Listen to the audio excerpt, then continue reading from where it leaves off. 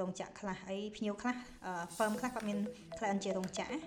គឺកម្មកររាប់ពាន់នាក់គាត់អាប់ឡូតតែមួយคลิกហ្នឹងទេហើយ 7 close មកអញ្ចឹងតែប៉ុណ្្នឹងឯងបងប្អូនលឿនមែនតើអត់ដល់5នាទីគឺយើងបានរបាយការណ៍ប្រកាសពន្ធប្រចាំខែមួយយក summary ដើម្បីផ្ទៀងផ្ទាត់នេះហើយអ្វីដែលជាពិសេសរបាយការណ៍វាគឺមានការ compare ពីខែចាស់ហើយនិងខែថ្មីឲ្យអញ្ចឹងទឹកប្រាក់ខែមុនទឹកប្រាក់ខែនេះយើងមើលឃើញភាពខុសគ្នាពីការកើនទៅក៏ថយការបងប្អូនហ្នឹងហើយបងប្អូនអាចធ្វើបន្តបានច្រើននៅតែយើងប្រើដើម្បីប្រកាសពន្ធប្រចាំឆ្នាំហើយភ្ញៀវគាត់អត់មានអីឲ្យទេគាត់មានតែ TOI គាត់មានតែ monthly tax ដែលគាត់ export ពី e-filing មកបងប្អូនងាយមែនតើគឺគ្រាន់តែយកវាមក upload នៅក្នុងនេះដើម្បីឲ្យវា generate បានទៅ TOI report ឃើញទេប្រហែលក៏បានដែរ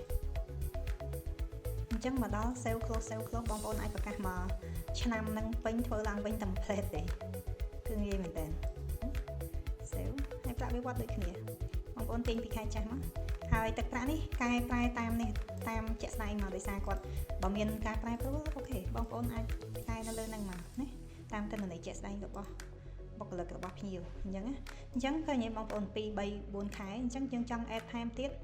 add មកដាក់ exchange rate អីអស់ហ្នឹងតាម GDT មក 7 close ហើយធ្វើការ upload